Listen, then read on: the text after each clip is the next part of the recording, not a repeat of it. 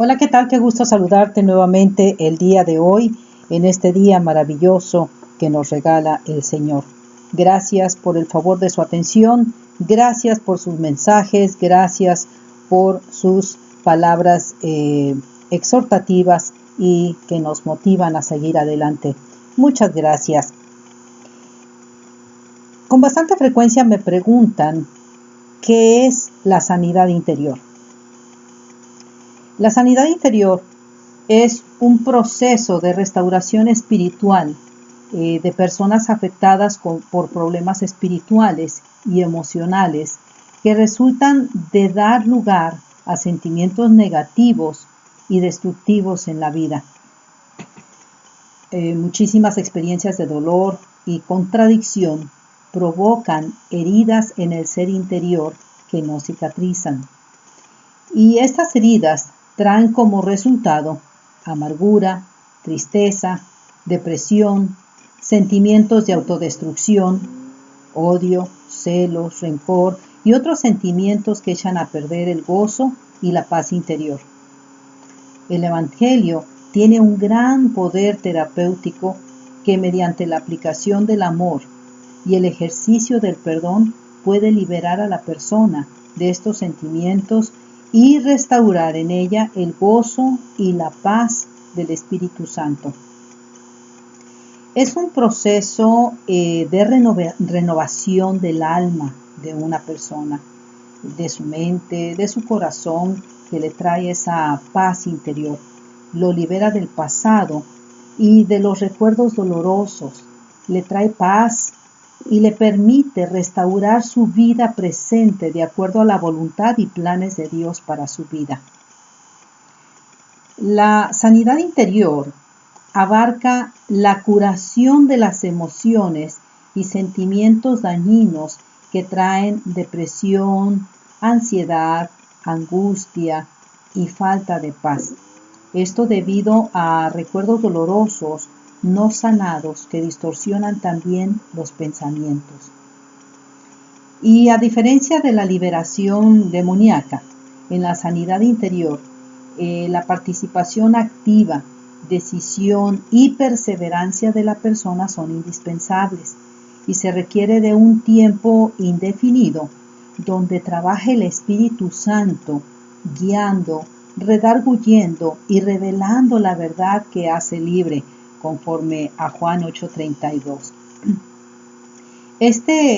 La sanidad interior es un proceso paulatino de quitar las espinas y sembrar en los pensamientos, ¿verdad?, la palabra de Dios y en el corazón el amor perfecto de Dios.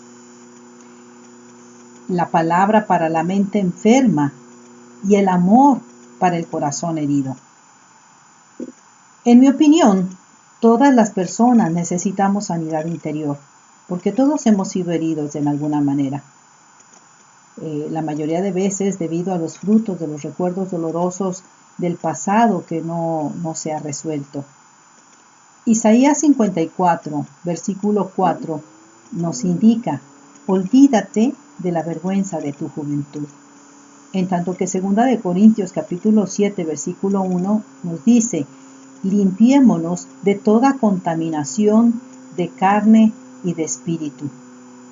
La amargura, odio, rechazo y heridas pueden contaminar el espíritu. Dios nos quiere libres de esta contaminación para poder llegar a ser una persona madura.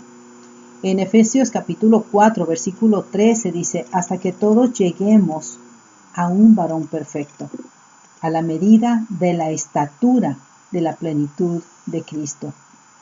Así que el Espíritu Santo nos llevará a ese punto de madurez y a la medida de la estatura de la plenitud de Cristo. Esta madurez viene a través de relaciones estables. Por lo tanto, la meta de un creyente deberá ser caminar con el Señor, llegar a ser un varón perfecto, a la medida de la estatura de la plenitud de Cristo. La llenura de Cristo solo puede ser recibida por un creyente con madurez. La inmadurez lo hace a uno vulnerable, es decir, vulnerable al engaño y al dominio del hombre. Y el crecimiento viene a través de decir la verdad con amor. También me preguntan por qué algunas personas no son restauradas aunque están en Cristo Jesús. La llave de la sanidad interior es el perdón y el olvido. En Filipenses capítulo 3, versículo 13 dice, olvidando ciertamente lo que queda atrás. Lo que hace la sanidad interior es separarte del pasado, sanando relaciones rotas, desatando amargura, rechazos y heridas del pasado. Las personas que no son restauradas completamente, aún estando en Cristo Jesús, es porque no se atreven a reconocer su propia responsabilidad por el temor o por sentimientos de culpa, y prefieren achacar todo problema culpando a otros o no perdonando a nadie y cierran la puerta del corazón. A través de la palabra de Dios, ciertamente obtenemos sanidad para el espíritu, para el alma y para el cuerpo. Primera de Tesalonicenses, capítulo 5, versículo 23, dice, y el mismo Dios de paz os santifique por completo, y todo vuestro ser, espíritu, alma y cuerpo, sean guardados irreprensibles para la venida del Señor Jesucristo. En griego, la palabra que quiere decir alma es psique, la cual da origen a nuestra palabra psiquis o psicología. Al leer el versículo tal como está en el original, nos encontramos, dice, el mismo Dios de paz os santifique por completo, y todo vuestro ser, espíritu, psiquis y cuerpo sean guardados irreprensibles para la venida del Señor. Podemos entonces representar estas tres partes del ser humano, que es el espíritu, el alma y el cuerpo. Oímos decir con mucha frecuencia en nuestras iglesias que Cristo vino para sanarnos espiritualmente y perdonar nuestros pecados, ¿verdad? Y esta es la base de nuestra sanidad.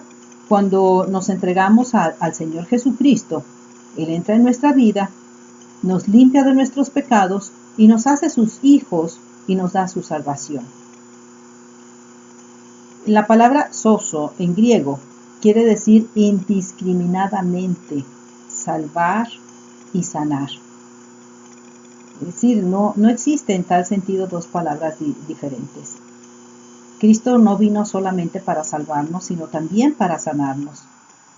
Cuando Él salva espiritualmente, sana también nuestro espíritu. Ambos elementos son parte de un proceso único y completo. Y la Biblia también nos habla acerca de la sanidad física.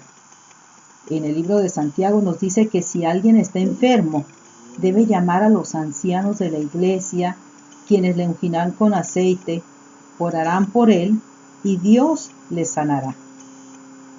De la sanidad física oímos hablar con bastante frecuencia, ¿verdad? Y constantemente las iglesias realizan grandes campañas donde se ora por sanidad. Veamos entonces que la estructura psicológica es una parte importante de nuestra naturaleza humana. Sin embargo, casi nunca se habla acerca de la sanidad que esta área requiere. Casi nunca se menciona que Cristo también vino para sanar nuestra psiquis, nuestra mente, ¿verdad? Dicha sanidad casi siempre la dejamos en manos de los psicólogos, ¿verdad? La mayoría de los cuales no conocen a Cristo, lamentablemente. Y es una lástima la carencia de una adecuada enseñanza en esta área, ya que el Señor vino para sanar nuestra psiquis, tanto como nuestro espíritu y nuestro cuerpo. En Santiago capítulo 5, versículo 14 al 16, dice, no solamente se habla de los enfermos que han de ser sanados y los pecados que serán perdonados, también se nos dice que debemos confesar nuestras ofensas los unos a los otros y orar los unos por los otros para que sean sanados. Así que la sanidad del cuerpo, al llamar a los ancianos, y estos ungirlos con aceite, ¿verdad? Porque Cristo llevó nuestras enfermedades en la cruz, a eso se refiere, ¿no? La sanidad del cuerpo.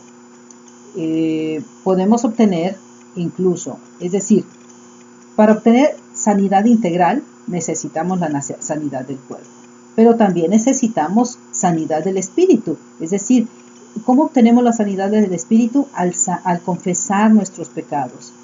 Cristo llevó nuestros pecados en la cruz. Pero también para obtener esa sanidad integral necesitamos la sanidad de la psiquis, ¿verdad? La sanidad de nuestra mente, confesar nuestras faltas, es decir, confesar esos pensamientos negativos, oscuros, que en un momento dado pueden estar allí, ¿verdad? Y dice que Cristo llevó nuestros dolores en la cruz. Entonces, muchos acontecimientos se dan en nuestra mente que necesitan ser transformados. De hecho, la Escritura así lo dice, ¿verdad? Renovaos en vuestra manera de pensar. Así que un aspecto muy importante es el hecho de que cada uno de los procesos de sanidad se lleva a cabo por medio de la oración. ¿Sí? La oración es el instrumento determinante en el desarrollo de este ministerio, ¿no? De la sanidad integral, de la sanidad del cuerpo, la sanidad del espíritu o la sanidad de la mente. El espíritu puede dividirse en las áreas de la conciencia, la intuición y la adoración. Veamos qué es la conciencia. Es la parte que discierne, la que distingue de lo bueno o lo malo.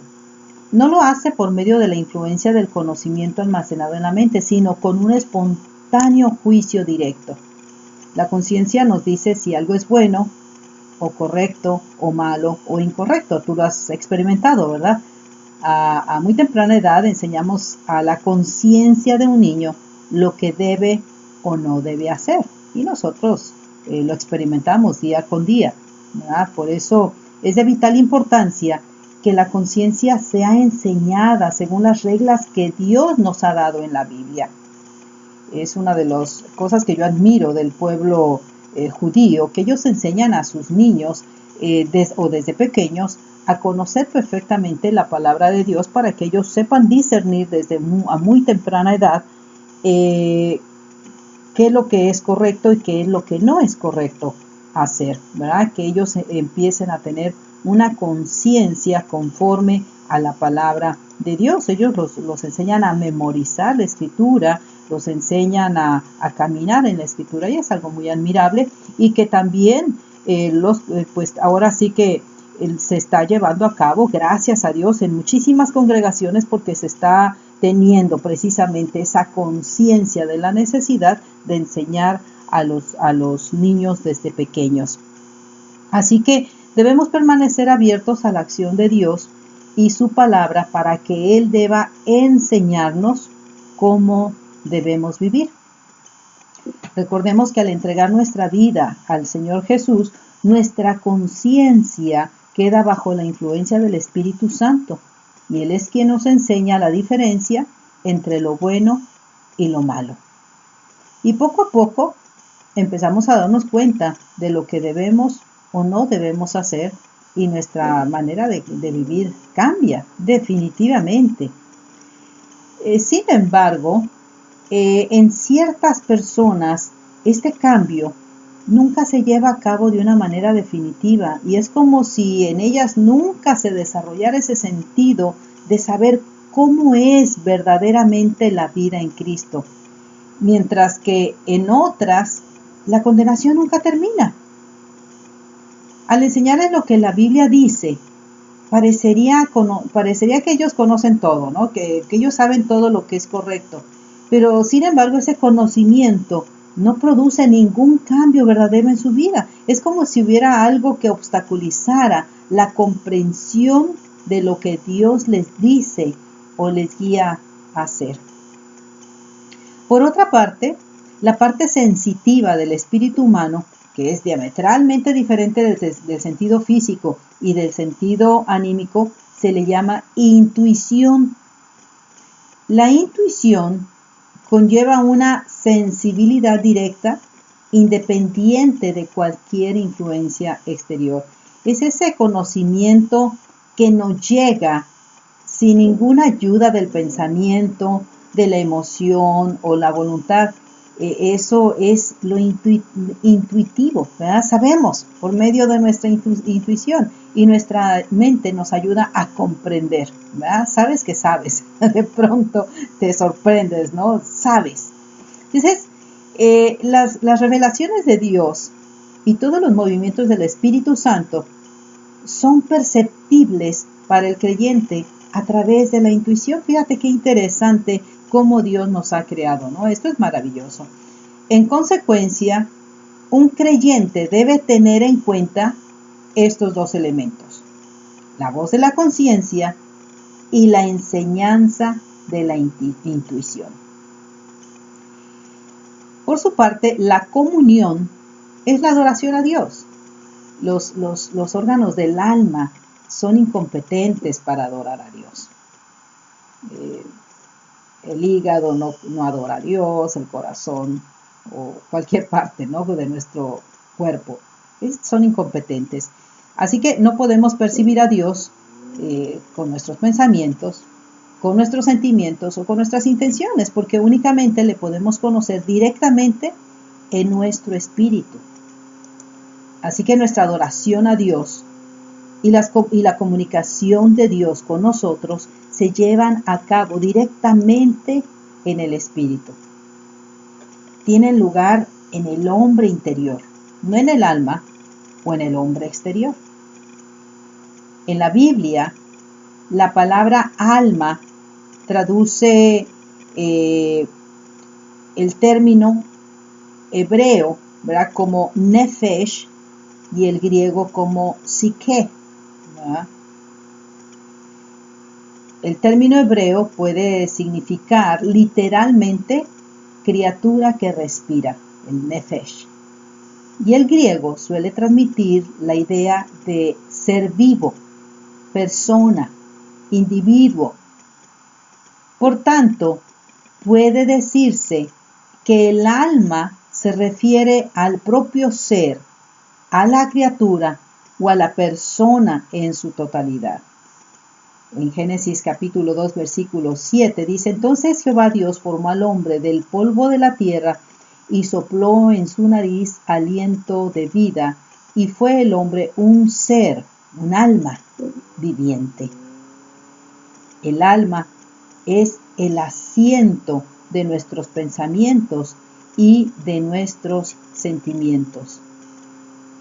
Y es en el alma donde encontramos estas tres partes: la mente, la voluntad y las emociones. Vamos a ver cada una de ellas. Por ejemplo, la mente. Antes de que recibiéramos a Cristo, la mente era el centro de nuestra atención, ¿verdad? Ahora en Cristo, esta debe estar en sujeción, y es aquí donde está el conflicto.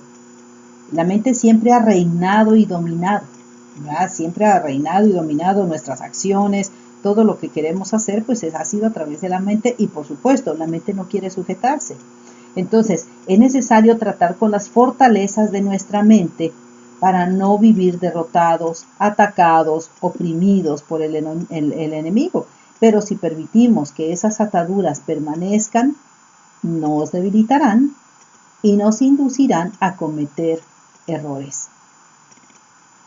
Dice Watchman Nee en su libro El hombre espiritual: nuestra mente nos dice lo que pensamos, nuestra voluntad comunica lo que queremos, y nuestras emociones expresan cómo nos sentimos. En otras palabras, la voluntad es el instrumento para tomar decisiones. Dios creó al hombre con la capacidad para tomar decisiones libremente.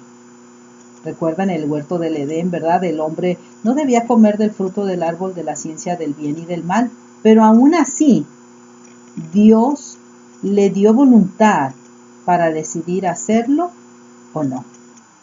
Podemos entonces decir que la voluntad hacia el hombre verdadero, mejor dicho, esto le permitía, ¿verdad?, actuar hacer. La voluntad te indica, es la que te induce a escoger, a tomar decisiones. Y por supuesto, esto al mismo tiempo nos muestra cuál es el nivel de su carácter. La voluntad puede ser afectada si el creyente, por ejemplo, es la persona que nunca termina lo que empieza, ¿no? O, por ejemplo, que es una persona con incapacidad para tomar decisiones, o una persona de doble ánimo, te observas cómo la voluntad es afectada, ¿verdad? O una persona sumamente pasiva. Así que la mente debe estar sujeta a la voluntad, derribando argumentos y toda altivez que se levanta contra el conocimiento de Dios y llevando cautivo todo pensamiento a la obediencia a Cristo. Nos dice 2 Corintios capítulo 10, versículo 5. Por otra parte, sabemos que todos hemos recibido en alguna medida, ¿verdad?, heridas en el alma que nos causan problemas emocionales, tales como comentamos al principio: rechazo, falta de amor, temor, abandono, inseguridad, abuso, sentimientos de culpa, etc. Y al igual que las heridas físicas, estas tienden a infectarse y necesitan ser desinfectadas y sanadas.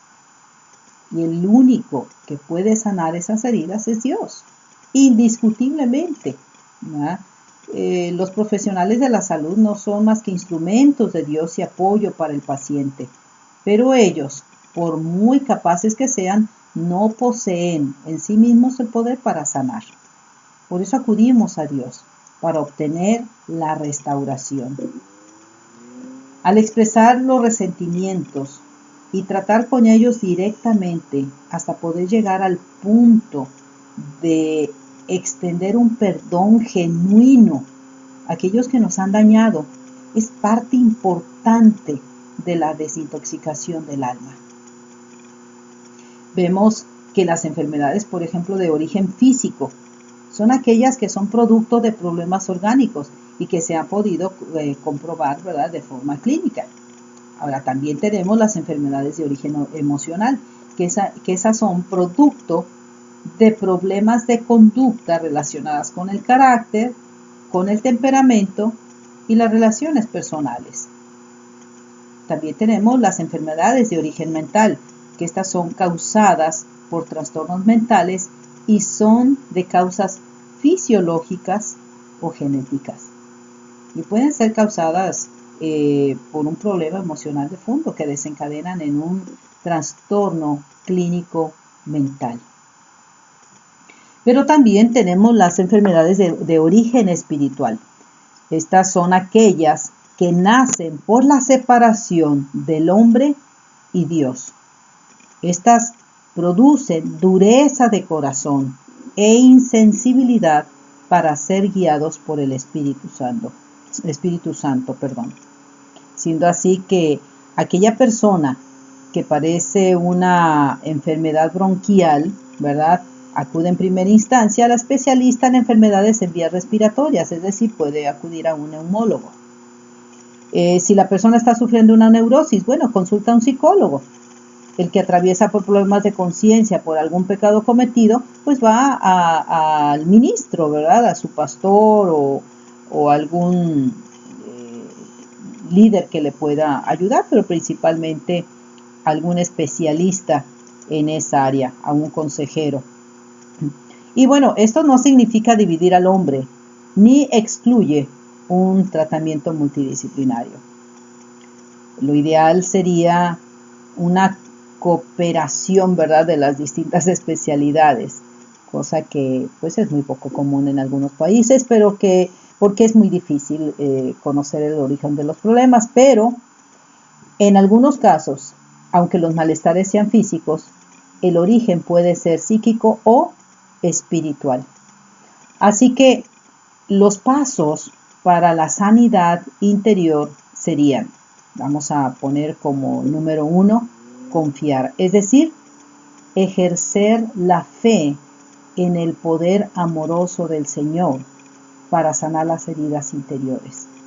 Como dice en Isaías 61, versículo 1, dice: el Espíritu del Señor omnipotente está sobre mí, por cuanto me ha ungido para anunciar buenas nuevas a los pobres.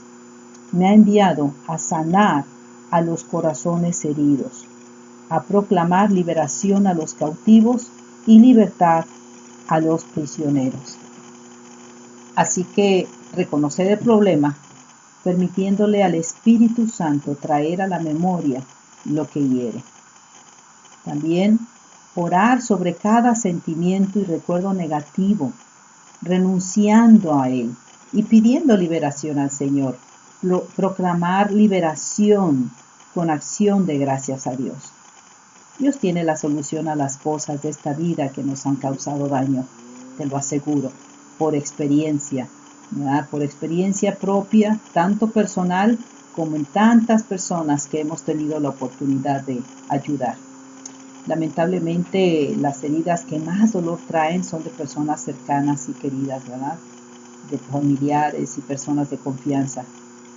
Tal vez son golpes intencionales o no, pero provocados por una palabra o por una mala actitud.